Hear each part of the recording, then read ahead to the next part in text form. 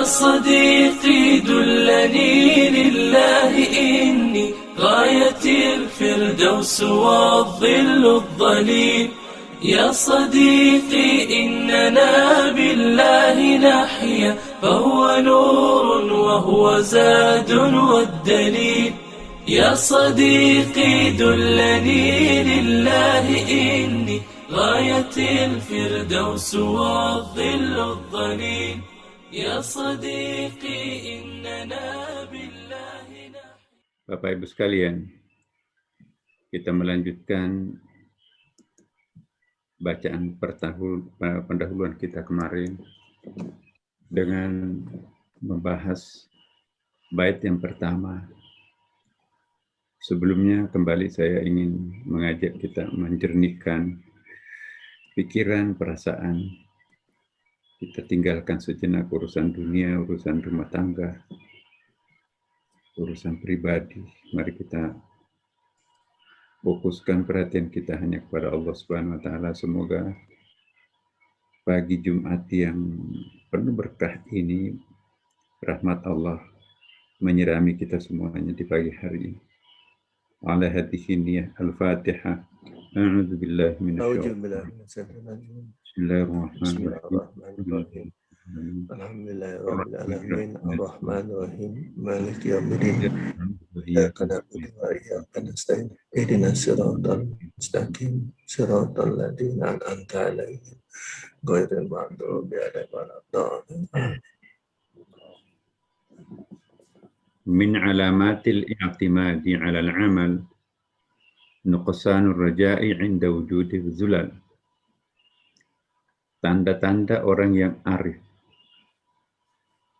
di dalam amal. Tanda-tanda orang yang arif kalau beramal. Tanda-tanda orang arif jika ingin melakukan amalan. Tanda-tanda orang arif jika ingin perbuatannya disebut amal. Ia tidak membanggakan amal ibadahnya. Ia tidak menepuk dada di dalam beragama. Ia tidak mempopulerkan diri di dalam melaksanakan kebajikan. Ia menanam kebajikannya dalam bumi ketidakterkenalan agar ia nanti panen di akhirat. Karena semua amal kebajikan yang ditanam dalam bumi keterkenalan hanya akan panen di dunia, tidak lagi panen di akhirat. Tanda-tanda orang yang arif dalam amal, ia tidak membanggakan amal ibadahnya. Karena dia sadar, tidak ada artinya ibadahnya. Yang dilakukannya itu khusyuknya kurang, ya, niatnya kurang pas, pakaian yang digunakannya juga itu sembrono, pikirannya juga masih bercabang-cabang, hatinya juga masih kotor, persiapannya juga sedikit. Jadi sadar tidak pantas membanggakan amal yang barusan dilakukan. Karena itu orang yang arif tidak pernah menepuk dadanya sebagai ahli ibadah. Karena dia pernah mendengarkan dan membaca ayat. Malaikat yang suci bersih itu pun juga ditegur Allah gara-gara menepuk dada dalam beribadah.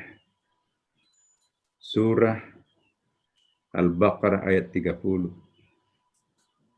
Malaikat mengatakan, wa nahnu nusabbihu bihamdik wa nuqaddis lak.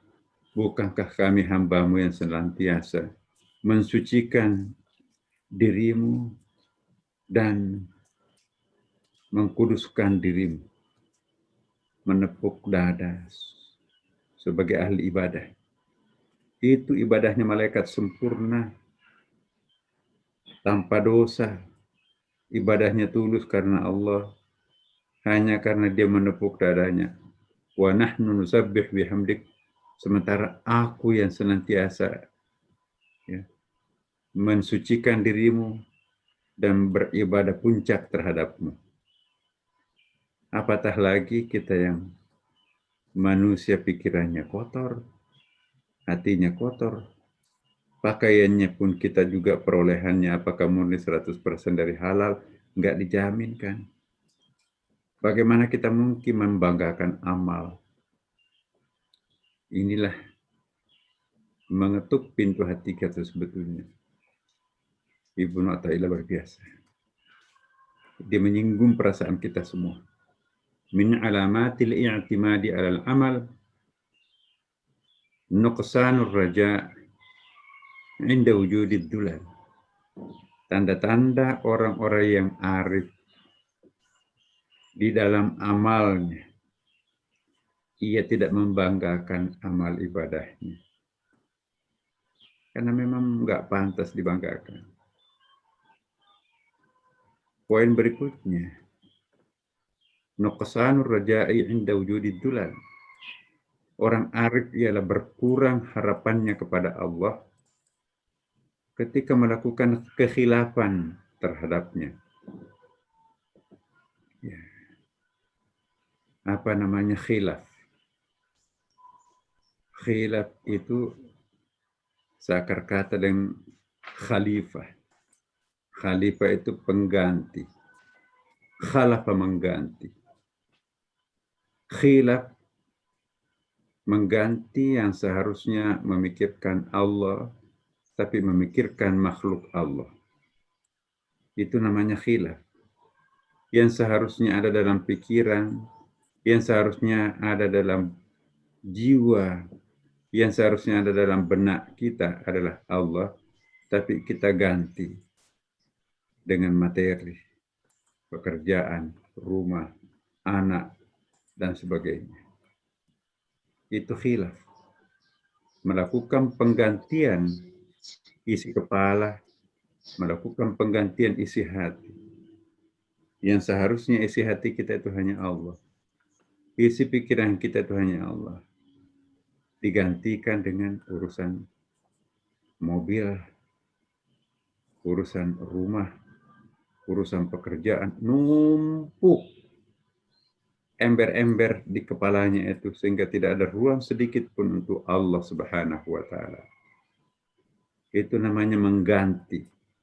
Jadi khilaf menggantikan posisi Allah dengan makhluk Allah di dalam kepalanya, di dalam dadanya, dan di dalam benaknya. Jadi coba dalam banget kan. Min alamatil i'timadi alal amal.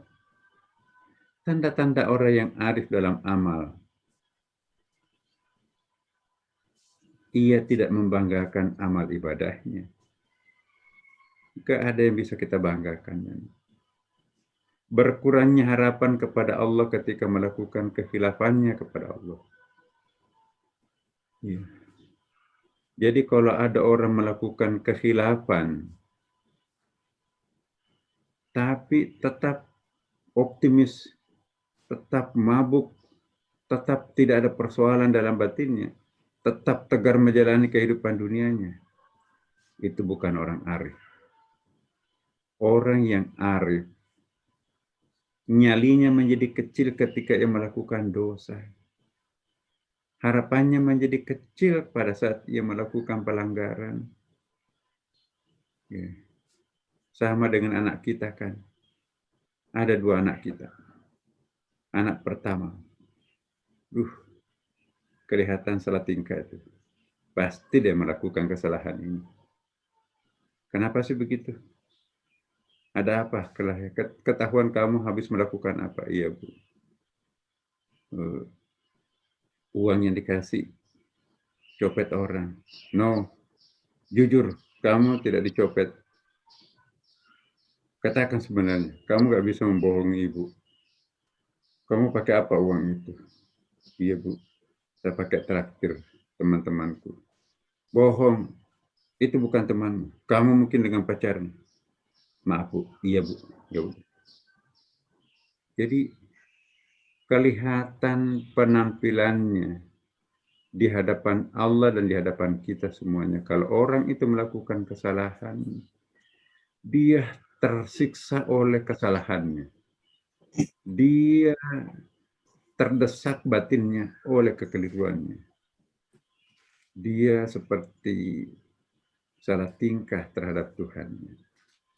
Kenapa? Karena dia mengecewakan Tuhannya.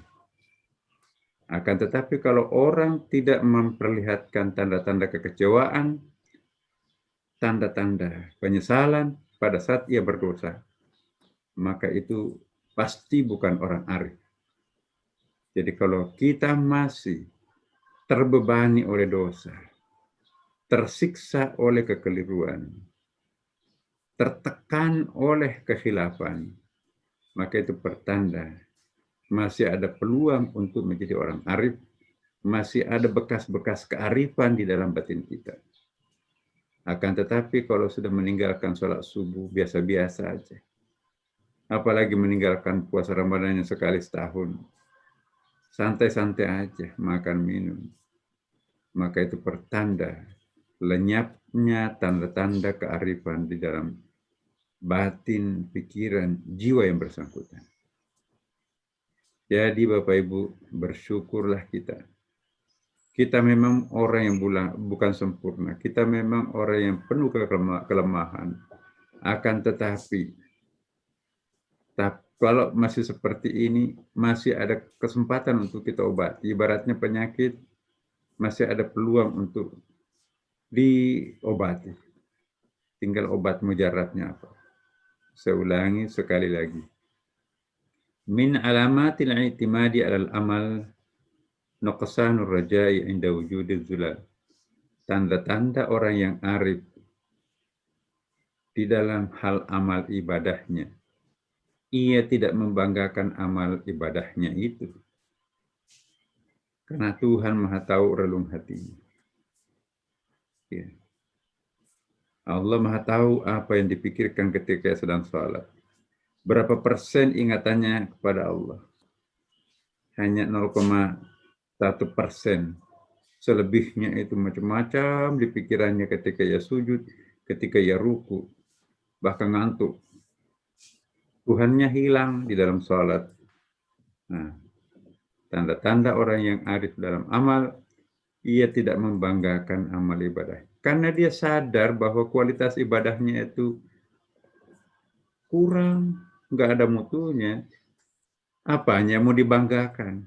Nah, kalau ada orang membanggakan diri sebagai ahlul amal, sementara amalnya seperti itu kemunafikan yang konkret. Tanda-tanda orang munafik itu, lain yang ia rasakan dalam hatinya, lain yang ia tampilkan di permukaan. Mengkamuflasekan apa yang sesungguhnya dialami di hadapan Allah. Apalagi kalau dia dipuja, Pak Kiai, Pak Ustadz, aduh Pak Haji, oh alhamdulillah aku mendapatkan pengakuan dari orang lain. Aku adalah ahli ibadah. Oh iya. Ya. Mana ibu? Oh tuh ada tuh. Wah hebat ya. Jam berapa? Oh ya, kami sekeluarga itu setelah sahur kita nggak tidur lagi. Kita ibadah terus, ngaji, kan tanggung. Nanti tiduran takut nanti ketinggalan sholat subuh. Udahlah kita pada ngaji atau kita ke masjid. Padahal ketika ia mengungkapkan itu hanya menutupi kebohongannya. Aku memang barusan salat tahajud tapi isinya ngantuk-ngantuk. Ya. Isinya gimana menyiapkan sesegera mungkin makanan anak-anak dan suami. Tuhannya hilang tuh. Nah ketika kita dipuji orang seolah-olah kita nggak ada masalah. Seolah-olah kita malaikat, padahal nggak ada tuh yang bisa dibanggakan. Tanda-tanda orang yang arif, ia tidak membanggakan amal ibadahnya.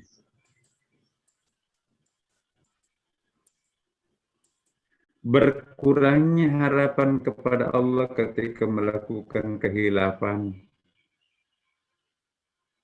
Kalau terkesan ada sedikit pun penyesalan dalam hatinya, itu tidak ada tanda-tanda kearifan sama sekali. Matinya tanda-tanda kearifan dalam hati setiap orang, manakala tidak menampakkan kekecewaan pada saat rasa enggak enak pada batin kita, guilty feeling. Pada saat kita melakukan dosa, masih ada tanda-tanda kearifan yang masih mungkin kita pupuk, disiram, untuk bisa hidup kembali. Luar biasa. Kita baca lagi hari ini, inspirasi baru yang muncul. Bait yang ini pun juga kita baca minggu akan datang, inspirasi baru lagi yang akan muncul. Itulah tanda-tanda goresan tengah malam. Goresan tengah jutaan meter kubik disedot setiap hari, tapi tidak pernah menunjukkan tanda-tanda kekeringan. Debit air kelihatan di leher sumurnya tidak pernah berkurang sekalipun di musim haus. Debit air Zamzam. Kenapa? Karena dia mencontoh sifat Tuhan yang tajalli. Tajalli ialah membagikan, pembiakan tanpa mengurangi asli. Sepertinya tak lama kelamaan habis uang itu. Tajalli membagi-bagikan sesuatu, tapi tidak pernah menghabiskan master fotokopian itu. Tirulah Allah jika tidak ingin habis hartanya. Tajalli. Jangan meniru manusia pelit. Semakin banyak mengajar, semakin bertambah ilmunya. Nah, itu dia. Kita mencoba melihat makna lain. Orang yang arif tidak pernah membanggakan amal ibadah. Menurut kita, aku sudah khusyuk kok. Sudah layak aku menceritakan hal ini kepada orang lain. No. Allah yang Maha Tahu. Menurut aku khusyuk. Bagus sekali kualitas amalku hari ini. Menurut kita. Tapi sajadah yang dipakai sujud itu adalah pemberian dari pemborong yang ada niatnya melalui kita supaya memenangkan tendernya.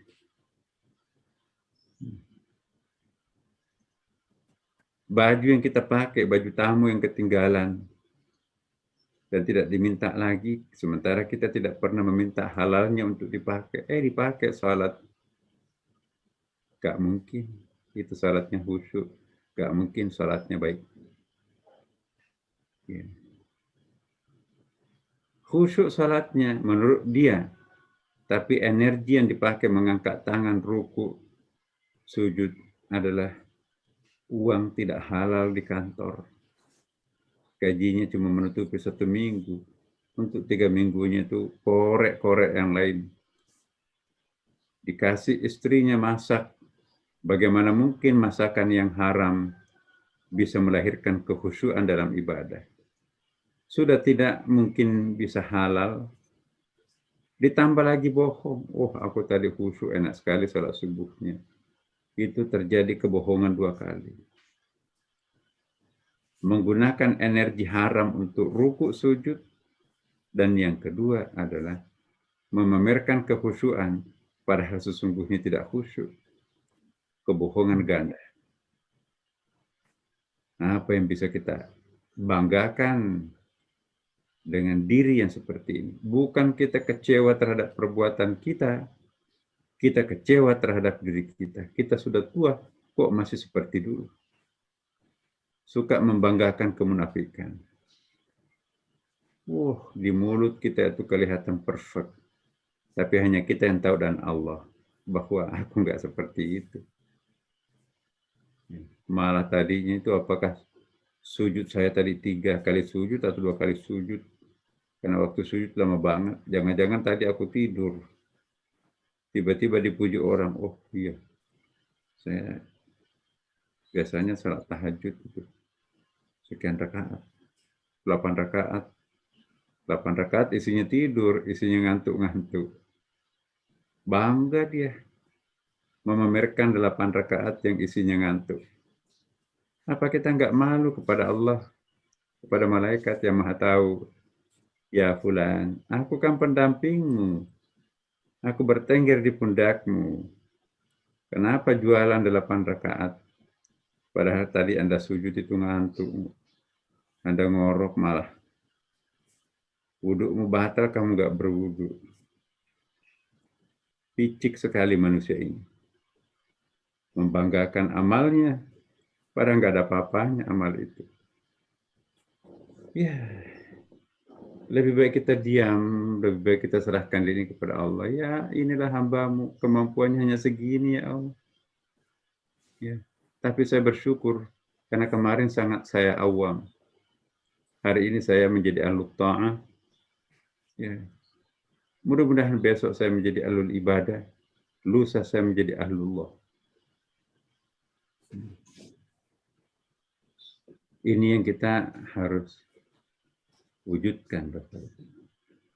Bagaimana seluruh jamaah kita ini menaikkan posisinya dari orang awam menjadi ahlul ta'ah, dari ahlul ta'ah menjadi ahlul ibadah, dari ahlul ibadah menjadi ahlullah.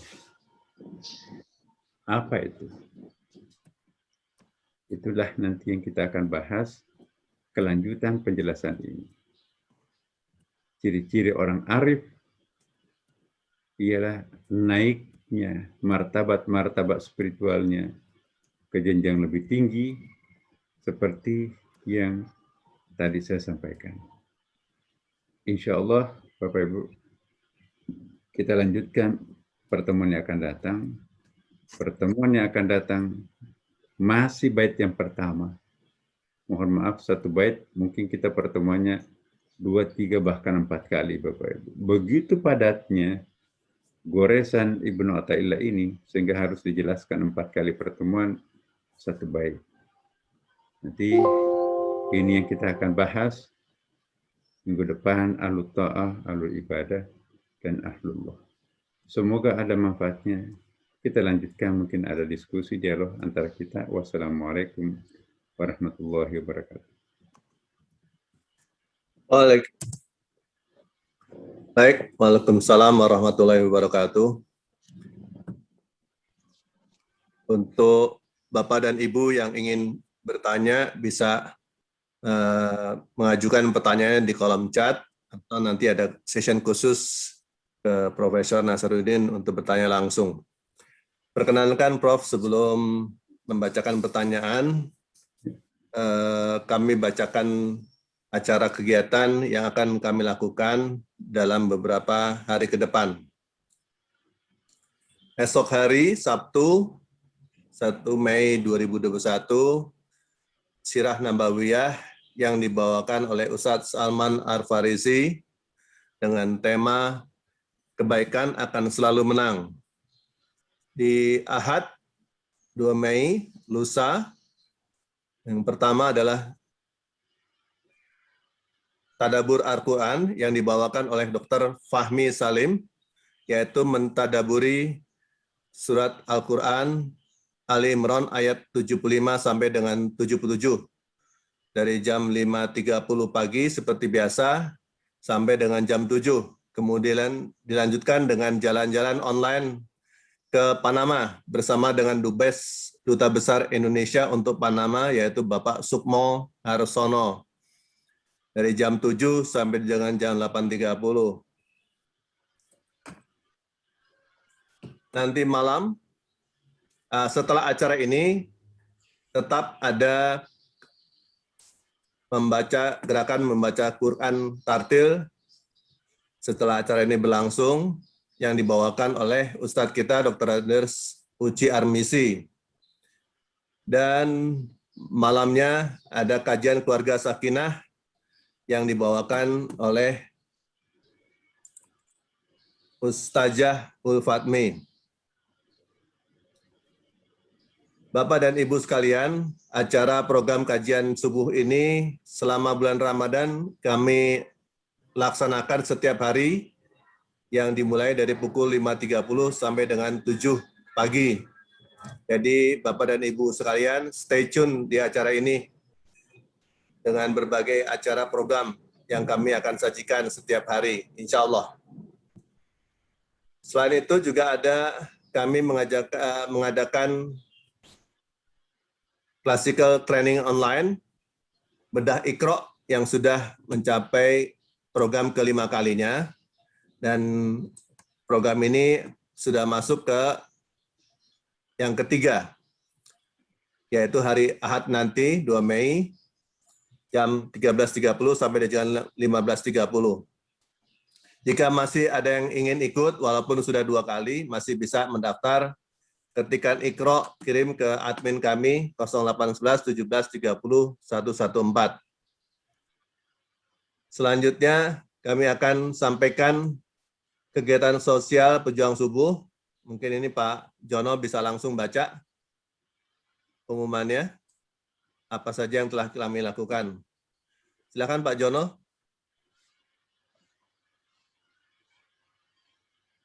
Pak Jono? Pak Jono ada? Oke, saya bacakan langsung. Langsung aja Pak Reddy.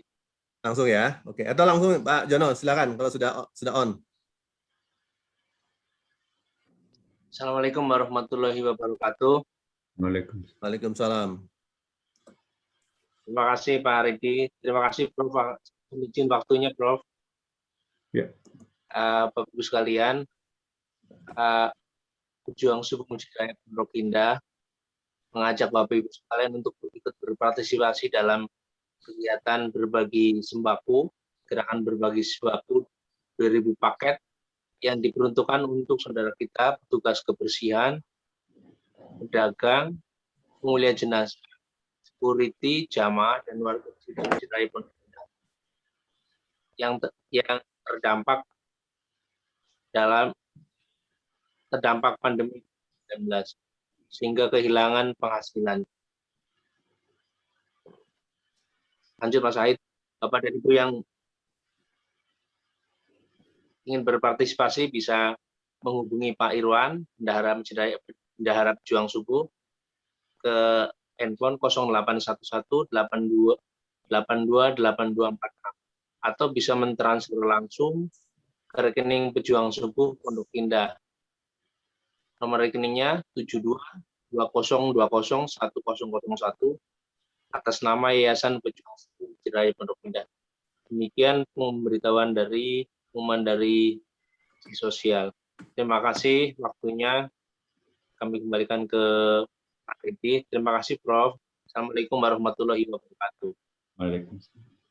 Baik, terima kasih Pak Jono. Untuk selanjutnya, saya masuk pada session tanya-jawab. Bagi yang ingin bertanya, bisa menulis chat atau raise hand, bisa bertanya langsung kepada Profesor Nasaruddin Umar. Ada yang ini belum ada di kolom chat.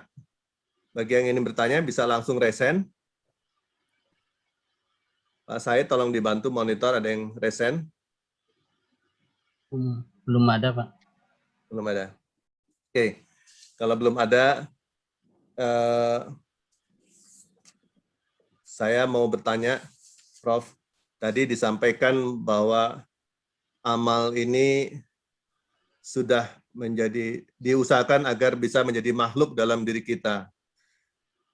Apa yang dimaksud dengan kearifan amal arif di dalam diri kita menjadi makhluk gitu? Apakah menjadi suatu bentuk spirit misalnya? Ini pertanyaan, mohon penjelasan. Iya, yang dimaksudkan arif itu dari kata arafa ya'rifu, ya, memahami secara batin. Alima ya'lamu, memahami secara logika. Orang arif itu ialah orang yang memiliki kecerdasan spiritual.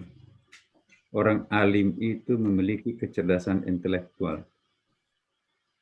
Jadi yang dimaksud arif di sini ialah orang yang memiliki kematangan spiritual, kecerdasan spiritual, ketenangan jiwa, kelapangan dada. Itulah yang disebut dengan arif. Tidak semua orang pintar itu arif. Tidak semua orang cerdas itu arif. Tidak semua doktor, profesor itu arif. Dan tidak otomatis yang tidak doktor, profesor, kiai tidak arif. Boleh jadi Bapak Ibu yang aktif di dalam Zooming ini tanpa titel, tapi jauh lebih arif daripada para ilmuwan. Ilmu diperoleh melalui olah nalar, dibantu dosen, dibantu guru, dibantu buku-buku, dibantu Google, dibantu Yahoo. Tapi kalau orang arif pintar, gurunya bukan hanya orang, personal teachers, gurunya juga ada yang impersonal teachers. Gurunya not as a person.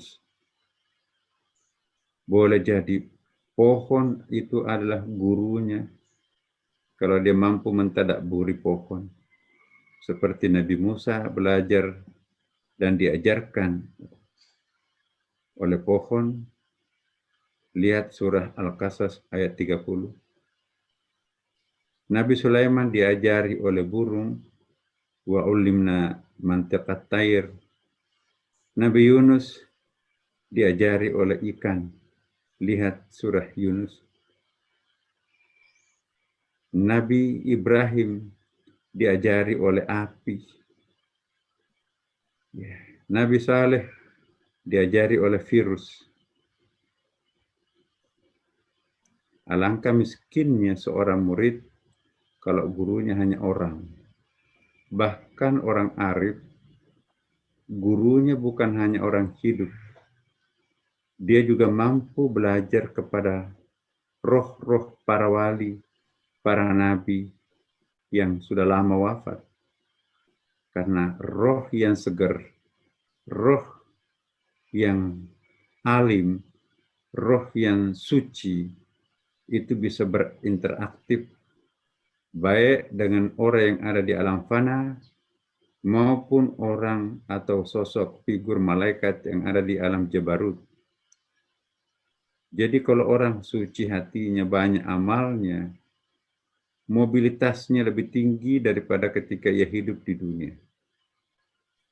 Karena itu, orang yang arif memiliki potensi untuk berkomunikasi dalam kurung belajar kepada roh-roh terdahulu.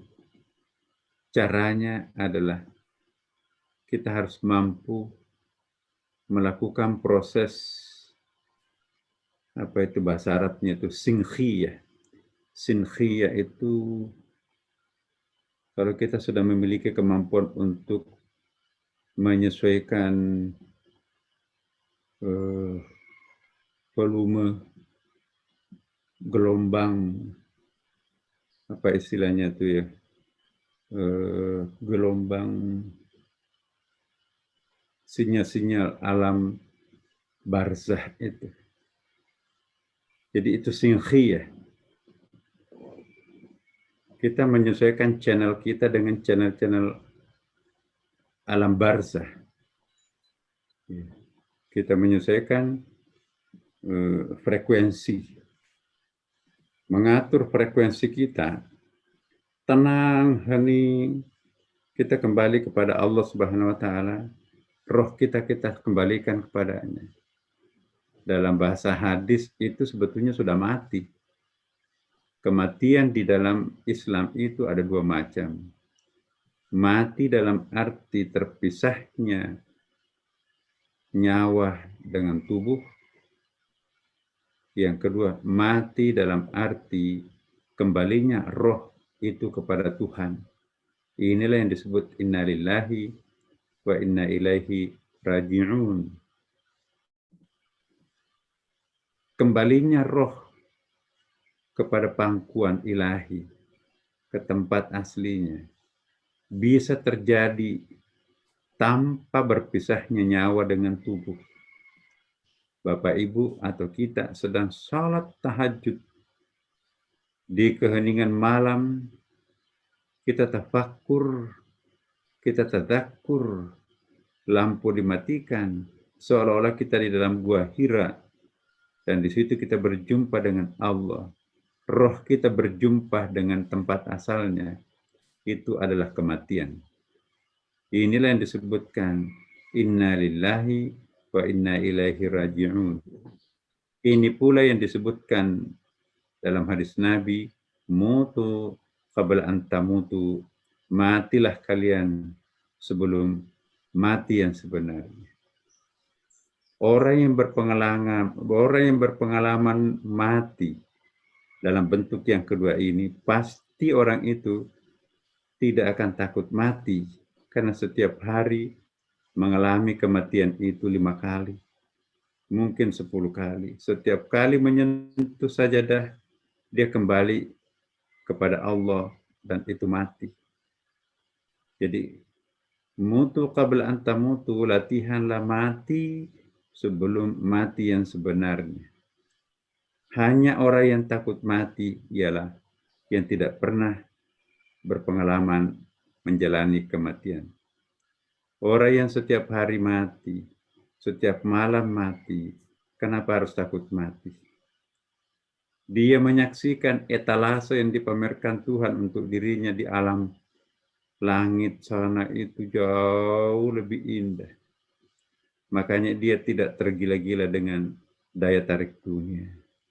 Dia tidak ambisi jabatan. Dia tidak ingin mengerok semuanya isi pondok indah kalau dia ke mall. Bahkan dia mengatakan, subhanallah, betapa banyak barang-barang yang saya tidak perlukan, saya tidak butuhkan di tempat ini. Jelek kelihatannya yang ditampilkan di pondok indah, karena sudah melihat pameran Tuhan yang ada di langit. Orang yang tidak pernah mengintip langit, dia akan terpukau dandanan dunia. Orang yang seringkali mendaki langit, dia tidak akan mabuk dengan dekorasi dunianya. Naiklah ke langit, mengintip etalase yang dipamerkannya, maka dengan sendirinya dunia akan menjadi kecil. Tidak lagi akan menjadi daya tarik utama. Di atas segalanya ialah Allah. Orang yang seperti ini lebih menikmati perbuatan doa daripada hasil doanya. Aku hanya berdoa. Aku tidak butuhkan hasil doaku, ya Allah. Ambillah hasil doaku, wahai sahabatku semuanya.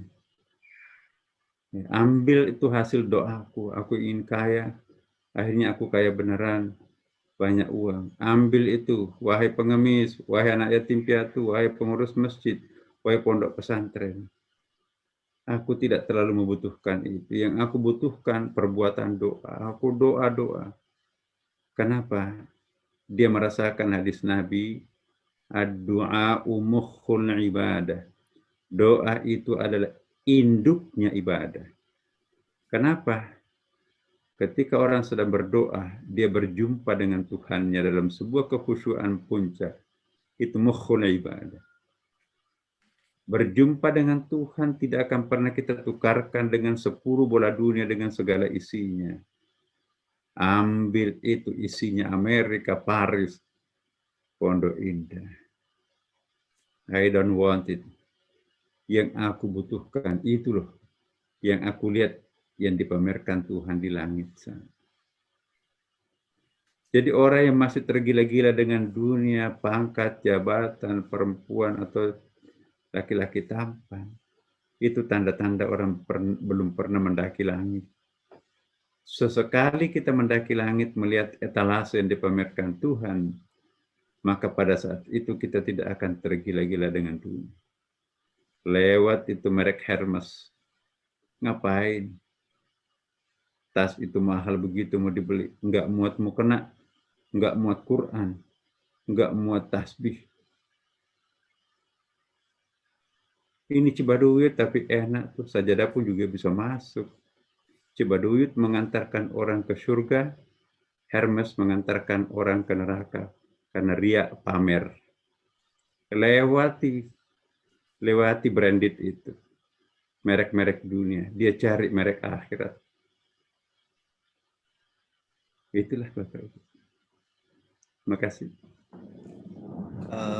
Lanjut Prof, ini seorang ahli ibadah yang rajin melakukan ibadah sholat, zikir, apakah bisa atau sudah mencapai level arif?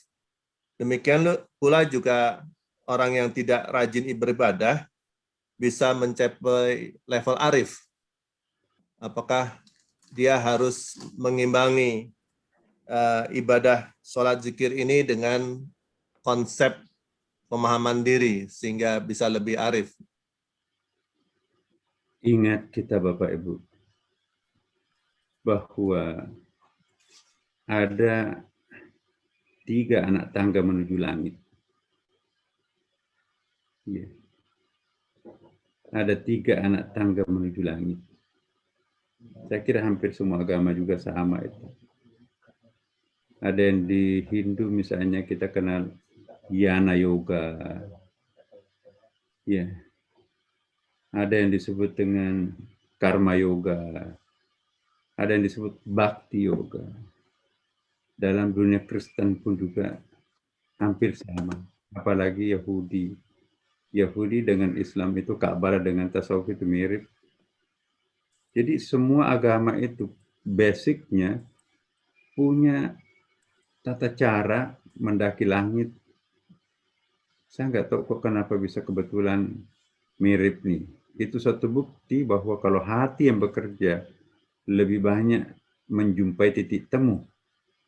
Tapi kalau akal yang bekerja lebih banyak menjumpai perbedaan. Lihat tuh para pengacara. Semuanya menampilkan kebenaran-kebenaran sehingga kita bingung. Tapi lihat tuh para sufi. Apapun agamanya kok bisa akrab satu sama lain. Jika hati yang bicara, ujungnya satu. Humanity is only one. There is no colors. Kemanusiaan itu hanya satu. Tidak ada warnanya. Apa yang dimaksud dengan jalur ma'rifah atau biasa disebut dengan Yana Yoga. Yana Yoga itu artinya jalur eling, jalur ma'rifah, jalur tafakkur, jalur tadakkur, contemplation. Meditation orang Kristen biasa bilang, seperti itu Katolik terutama. Ya. Sedetik kita kontemplasi dan mencapai kena titik sasaran, itu lebih utama daripada 1000 tahun beribadah. Ada pengandaiannya seperti itu. Ya. Tafakkur sesaat itu lebih utama daripada beribadah 1 tahun. Itu analoginya. Saya tidak, ini ada orang mengatakan hadis, tapi saya belum pernah menjumpainya dalam buku hadis. Tapi apapun namanya, agama lain pun juga seperti itu. Jalur contemplation. Maka itu jalur paling pintas untuk menemui Tuhan ialah jalur tasawuf, ma'rifah. Tapi itu tidak semua orang bisa loh Bapak Ibu. Ada banyak orang tidak tertarik dengan materi tasawuf. Ngapain ikut acaranya Pak Nasr? Aku nggak nyambung. Memang tidak semua orang dapat.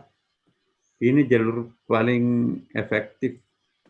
Kalau orang sudah memiliki spiritual mapping, apa itu spiritual mapping? Jadi kita mau ke Blok M kan punya mapnya.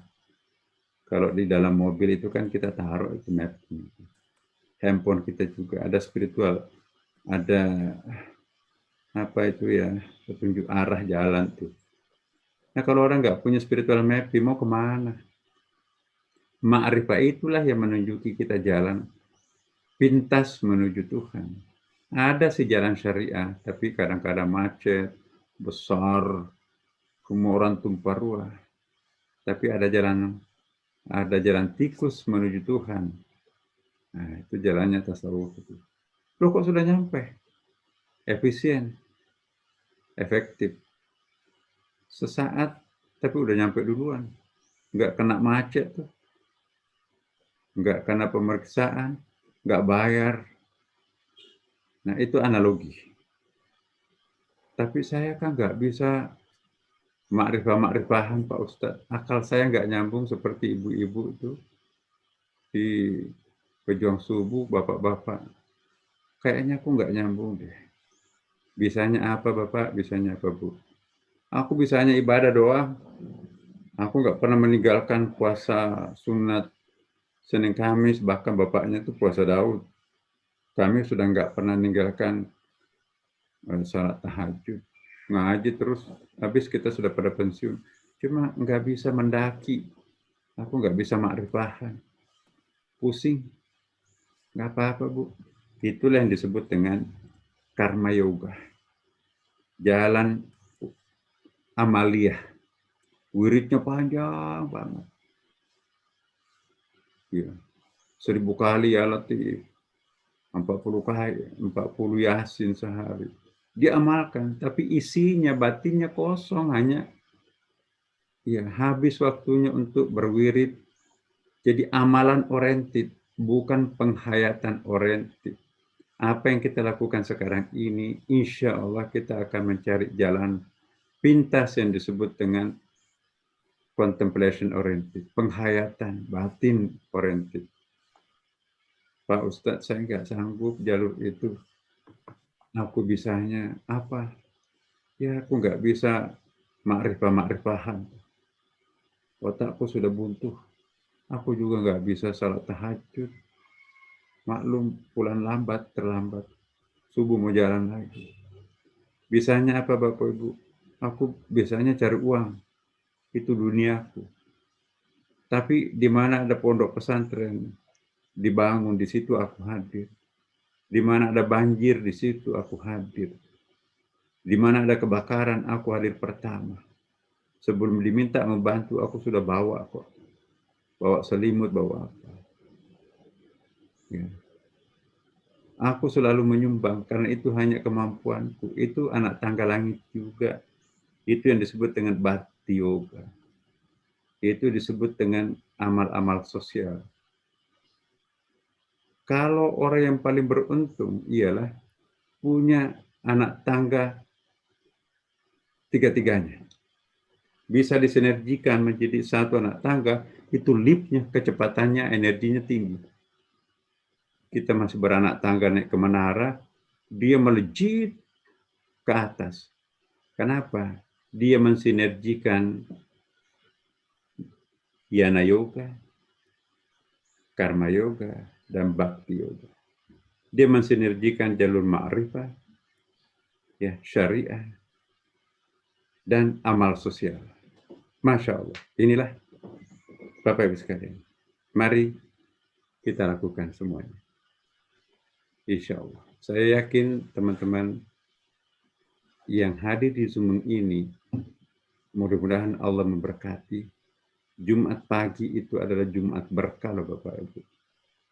Ya. Demikian. Baik, terima kasih.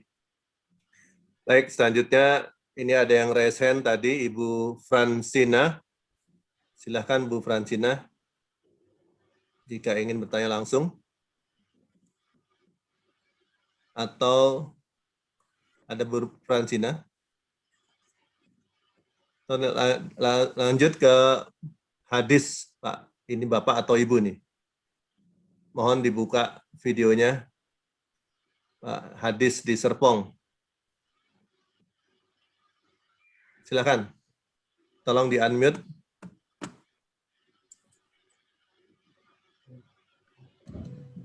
Terima kasih, Pak. Assalamualaikum warahmatullahi wabarakatuh. Waalaikumsalam. Hadis laki-laki, Pak. Iya, mohon maaf, Pak. Iya. Nggak ada videonya soalnya. Ya, enggak saya buka, Pak. Mohon maaf. Ya, silakan, Pak. Ya, pertanyaan saya begini, Pak. Kalau kita sudah sampai di tingkat ma'rifah, apakah benar kita bisa melihat posisi kita gitu ya? Maksudnya nanti kita matinya di sana, jumlah kuantitas amal baik saya cuma segini, amal buruk saya segini. Itu apakah bisa seperti itu, Pak? Mohon maaf. Terima kasih. Assalamualaikum warahmatullahi wabarakatuh. Sebetulnya Pak, kita kembalikan semuanya kepada Allah Subhanahu wa Ta'ala. Dialah yang Maha Tahu, kita hanya bisa menjelaskan sejauh apa yang dijelaskan oleh Al-Quran dan hadis. Untungnya karena kita punya Nabi yang sudah menjelaskan tanda-tanda fisiknya. Ya. Misalnya tanda-tanda kemunafikan itu apa? Kalau bukan karena Quran menjelaskan apa itu takwa, kita tidak tahu. Seringkali juga ada orang yang mengatakan begini, Bapak mohon maaf. Ngapain Ustadz mau memvonis, tahu apa? Itu kan urusan kita dengan Tuhan. Insya Allah memang Ustadz itu tidak akan berani mengatakan sesuatu yang berdasarkan pikirannya sendiri. Ya. Mungkin memang ada juga kebangetan, tetapi insya Allah mudah-mudahan kita di sini kita bicara apa yang telah dijelaskan Allah. Misalnya kita bicara tentang kualitas ketakwaan, itu susah dikuantifikasi, tapi ada isyaratnya dalam Quran. Alladzina yu'minuna bil ghaibi yuqimuna sholata wa mimma razaqnahum yunfiqun. Kan ada ayatnya. Alif Lam Mim, dzalikal kitabul la raiba fihi hudan lil muttaqin. Petunjuk bagi orang yang bertakwa. Man humul muttaqun, siapa itu orang yang bertakwa? Dijelaskan sendiri oleh Al-Quran, jadi bukan Ustadz, bukan saya mengada-ada Bapak, bukan kami yang ngarang-ngarang. Ada penjelasannya. Orang bertakwa ialah alladzina yu'minuna bil ghaibi, percaya kepada alam gaib. Wa yuqimuna shalah, mendirikan salat, bukan yaf'alus shalah, mendirikan salat. Wa mimma razaqnahum yunfiqun, membagikan sedikit rezeki yang Allah berikan kepadanya. Disambung lagi oleh surah Ali Imran, alladzina yunfiquna fis sarra'i wad dharra, yang berani berbagi kepada orang yang butuh, baik dalam keadaan longgar maupun sempit. Wal qadiminal ghaidha, sudah mampu mengendalikan emosinya, marahnya. Wal afina 'anil nas, sudah berbesar hati, lapang dada, memaafkan saudaranya sendiri. Kriteria-kriteria fisik seperti ini dijelaskan sendiri oleh Allah. Jadi ketika kita mengatakan tadi ya tanda-tanda itu, insya Allah itu sejauh yang Allah berikan rahasianya kepada kita dalam bentuk ayat. Jadi ayat itu memberikan informasi yang tadinya kita tidak tahu. Itulah fungsinya wahyu, memberikan informasi. Fungsi wahyu juga sebagai konfirmasi. Benar nggak asumsi saya dalam hati saya? Konfirmasikan kepada Quran dan hadis. Jadi Quran itu dua fungsinya. Informasi, memberikan informasi yang tadinya kita tidak tahu menjadi tahu. Yang kedua, konfirmasi, yang tadinya kita sudah tahu, tapi itu penemuan aku. Benar nggak penemuan aku ini sama dengan Allah? konfirmasikan kepada Al-Quran, oh iya persis sama pikiranku dengan apa yang disampaikan dalam Al-Quran. Buah renungan kontemplasiku sama dengan apa yang dikatakan Quran. Alhamdulillah, karena hati, akal, Quran, sumbernya kan dari yang sama, Allah Subhanahu wa Ta'ala. Demikian pula yang lain, ayatul munafiqina talata, nggak ada dalam Al-Quran, tapi dijelaskan lagi di dalam hadis. Tanda-tanda orang munafik itu tidak boleh ngarang-ngarang. Apabila ia berkata-kata bohong, ada 2%, 5%, 10%, 100% kebohongannya. Itu ciri-ciri orang munafik. Ciri-ciri yang kedua orang munafik itu suka janji palsu, suka bersumpah palsu, dan seterusnya. Jadi kriteria-kriteria yang seperti yang kita sampaikan itu, insya Allah itu berdasarkan uraian Al-Quran dan hadis.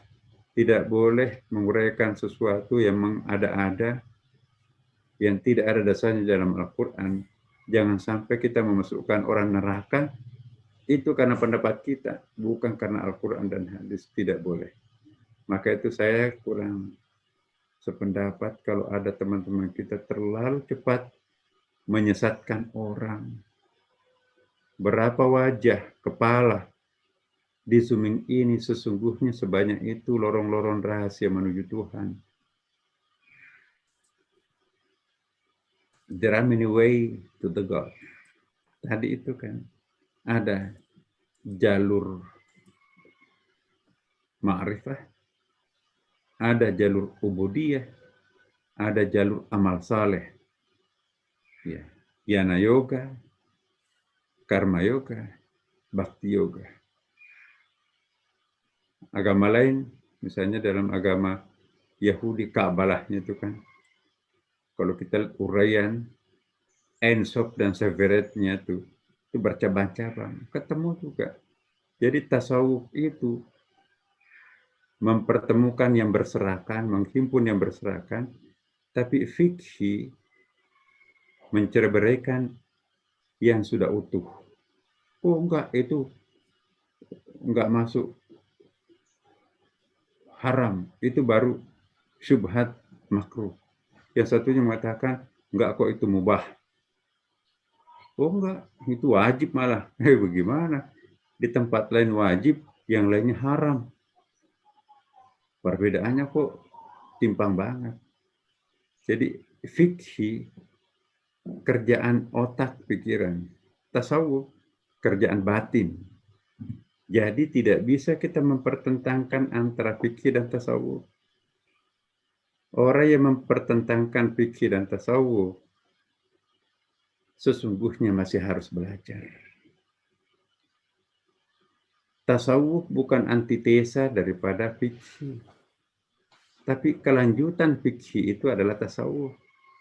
Man tafaqqaha wa lam yatasawwaf faqad tafassaka. Barang siapa yang berfikih tanpa bertasawuf, fasik atau rusak. Wa man tasawwafa wa lam yatafaqqaha faqad tazandaq. Barang siapa yang bertasawuf tapi tidak berfikih, maka itu zindik, rusak juga. Wa man jama'a bainahuma faqad tahaqqaqa. Barang siapa yang melaksanakan dua-duanya, integratif, itulah yang paling benar. Ini yang kita lakukan di sini, Bapak Ibu. Mudah-mudahan Allah yang Maha Tahu. Ya, Bapak Ibu. Mohon maaf, Pak. Saya kira cukup, Pak. Mohon maaf. Baik. Saya masih punya kelas lain, Pak. Ya, baik. Amin. Amin ya rabbal alamin. Baik, Bapak dan Ibu sekalian, berhubung Profesor ada jadwal yang lain, maka kajian ini disudahi sampai dengan saat ini. Untuk itu mohon Profesor memimpin doa kepada Allah Subhanahu wa Ta'ala untuk kami semua di sini. Iya, Bapak Ibu, mohon maaf. Hari Jumat itu, sekali lagi, kita yang penting bukan banyaknya, bukan besarnya, bukan tingginya, bukan panjangnya. Yang penting berkahnya. Apa artinya besar, panjang? Ya, jauh, luas. tapi enggak berkah. Mohon maaf. Mintalah kita kepada Allah berkah. Berkah itu adalah sesuatu yang mampu mendekatkan diri kita kepada Allah. Sebesar apapun rezeki itu, tapi itu tidak mendekatkan diri kita kepada Allah, itu tidak berkah. Kecil tapi mendekatkan diri kita kepada Allah. Pendek tapi bisa menyentuh batin kita dekat dengan Allah. Mudah-mudahan itu tanda-tanda berkah untuk kita semua. Al-Fatihah. A'udzubillahi minasyaitonirrajim. Bismillahirrahmanirrahim. Alhamdulillahirabbil alamin. Iyyaka na'budu wa iyyaka nasta'in. Ihdinas siratal mustaqim. Assalamualaikum warahmatullahi wabarakatuh. Waalaikumsalam. Baik. Terima kasih Profesor. Jazakumullah khairan khairah, dan semoga Profesor selalu sehat dan mendapat pahala berlipat atas kausiah ini. Amin. Bapak dan Ibu sekalian, demikian acara pagi ini. Mohon maaf apabila ada pertanyaan atau resen yang belum sempat diberikan kesempatan, dan atau apabila kami ada melakukan kesalahan, mohon maaf sebesarnya. Kepada guru kita, terima kasih. Jazakallah khairan katsira. Baik, acara kajian ini kita tutup, dan mari kita bersama-sama mengucapkan doa kajian, yaitu subhanallah wa bihamdika asyhadu alla ilaha illa anta astaghfiruka wa atubu ilaik. Demikian acara kajian ini. Terima kasih atas kehadiran Bapak dan Ibu dan sekalian dalam mengikuti acara kajian bedah kitab Al-Hikam. Terima kasih. Wassalamualaikum warahmatullahi wabarakatuh. Waalaikumsalam.